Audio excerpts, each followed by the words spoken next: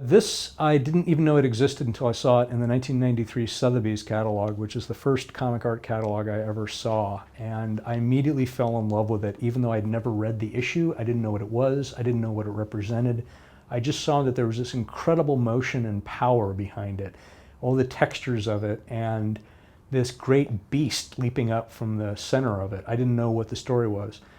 And the auction had already ended. The art disappeared. I didn't see it for years. And then many, many years later at the San Diego Con 2001, a dealer popped up with it. And no one was particularly interested in it because there's no superheroes on it. And if you had a Kirby double splash, you wanted superheroes to be on it. For me, this was almost entirely design-based.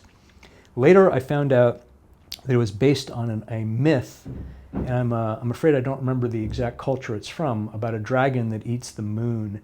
And Kirby had heard that and fallen in love with it. It's unusual because it's a double-page spread, but it's the wrong size. It's actually drawn on two twice-up sheets of paper instead of two modern-size pieces, and it's not quite the right proportions. So Royer or somebody had to extend it in production on either side by about a quarter of an inch. And my impression is that this predates the Devil Dinosaur book, and I think Kirby did it as a presentation piece. And I just fell in love with its energy and its power. And it's been in the Kirby museum shows because it really does reflect kind of a pure spirit of Kirby, unburdened by trying to do anything commercial. This seemed to be something for him that he eventually worked into a book, and I loved it for that reason. So this is Journey into Mystery 84, which is the second appearance of Thor. One of the things I fell in love about this page is that when Kirby retold origin stories of his different Silver Age characters, he usually did it over several pages. He would start in the bottom tier of one page and go into the next page, or he'd take a couple pages to do it. This is the only time he retold an origin story in one page. And it's kind of remarkable how every panel hits one of the high notes. There's no dead panels here, and it really tells you the story economically. This is the first issue of Journey into Mystery with Thor was inked by Sinnott, of course, and it's people prize those pages. They're, of course, very crisp. Sinnott was given Journey into Mystery 84 to ink, and he had to turn it back after only inking apparently one panel. He, in an interview, mentioned that he would usually ink the last panel of the second page of any issue he was handed, so he inked the last panel of this one.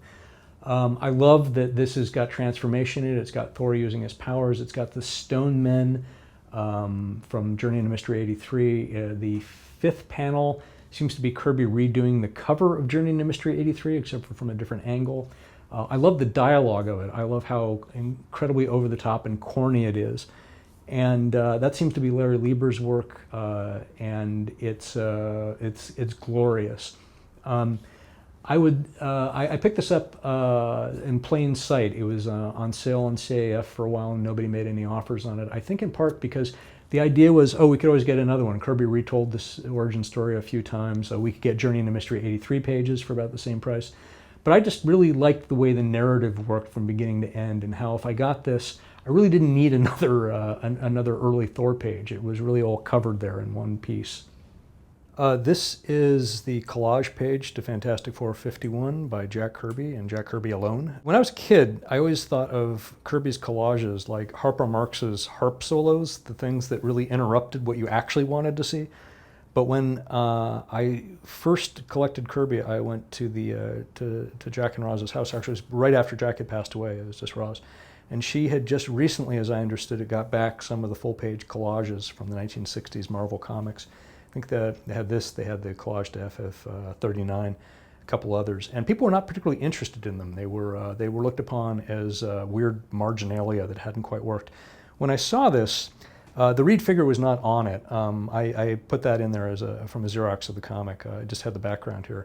But I loved the imagery. I loved how creative it was. The repeating circle motifs, the geodesic dome, the op art feeling of it. It really reminded me of mid-60s pieces of artwork and of mainstream artwork. And I just thought this was absolutely gorgeous. And at the time, I think it was a crazy $200 that Roz wanted for it. Nobody would pay that for it. And I ended up getting it as a throw-in for a deal at a certain point from her. And it was the type of thing that, I was it was sort of out there to enjoy this kind of thing when in fact you could have had some sort of pen and ink piece of art by Jack instead. But this really was a sample again of his creativity. It was a point where he wasn't, he was trying to push beyond the limits of comics into something that they actually could not reproduce at the time. When people look at this now, and this has been in a couple of shows now as well, museum shows, it's fairly, it's attractive to people. You look at it and it's interesting. When it was in the comic, it was printed terribly, it was goofy, and it was another way in which Kirby was ahead of his time. So this is a page from Fantastic Four '94, and it is a late Kirby Sinnott page. This was in a heritage auction twice, and I picked it up the second time it came through. One of the things that's very attractive about it to me, of course, is this is when Franklin Benjamin Richards gets his entire name.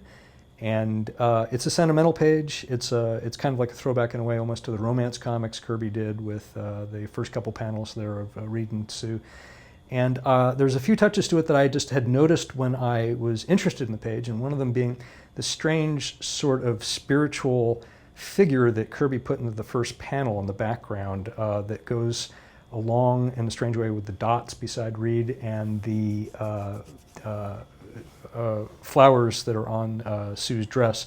There's something about the detail of it that struck me. I always thought that Kirby, when he was on his way out of the FF, he gave up, but he really didn't. He was still interested in creating interesting things. And what I realized by reading the margin notes here is that when Ben is reaching for the kid, the reason that Johnny and Crystal are reacting to that way is they're afraid he's going to crush him. And that's what Kirby had put into the margin notes. Stan's idea was that he would be learning that the kid was named after him. So Jack apparently came up with the name Franklin, and Stan came up with Benjamin as the middle name. And that's why the page is the way it is. It was actually one of the last real collaborations between Lee and Kirby to come up with this kid's name, and I found that to be kind of touching. So this is page 19 to Silver Surfer 18, which is the last book, roughly, that Jack drew before he left Marvel in the Silver Age. The book broke up, I'm going to say, 1995 or so. Most of the pages came up for sale at once. And I could afford to get one page. And when I went through the whole issue, this is the one that I was really the most interested in. And I couldn't quite put my finger on why. Because, the flashy pages have all the Inhumans on them and stuff, and the Surfer fighting them. But there's something about the poignancy behind this page that really got to me. And the more I thought about it, the more I realized that this was Kirby's last Marvel job, and he was leaving.